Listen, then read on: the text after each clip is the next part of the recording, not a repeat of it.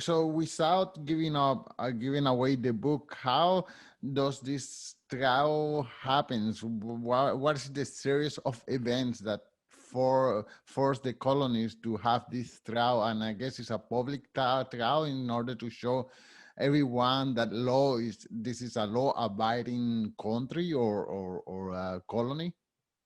Sure. So four indentured servants escaped, and indentured servants at this time were mostly men who came over, often from England, who agreed to work for a number of years, often 7 years, for room and board and passage over.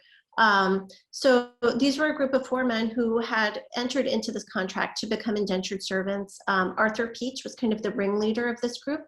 And these four men were disenchanted with their circumstances, with the amount of work they were doing, without being paid, without access to things that they wanted.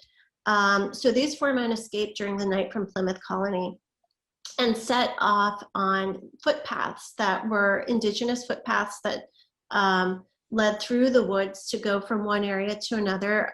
These four men, Arthur Peach leading the way, headed south and made it as far as the outskirts of present-day Providence, Rhode Island. And they were not doing well.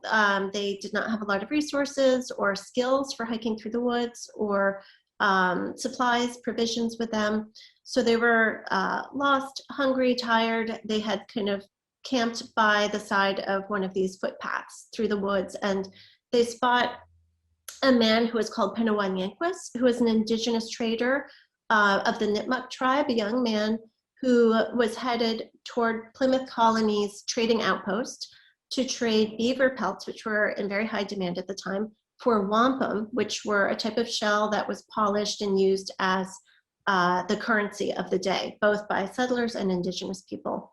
It was marketed as the currency by treaty.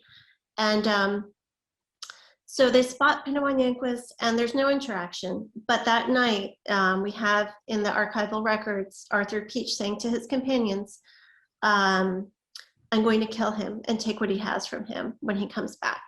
And indeed, when Penawanyanquis, after he's traded the beaver fur and he has this huge satchel of wampum, Arthur Peach leads the way and attacks him on this desolate footpath.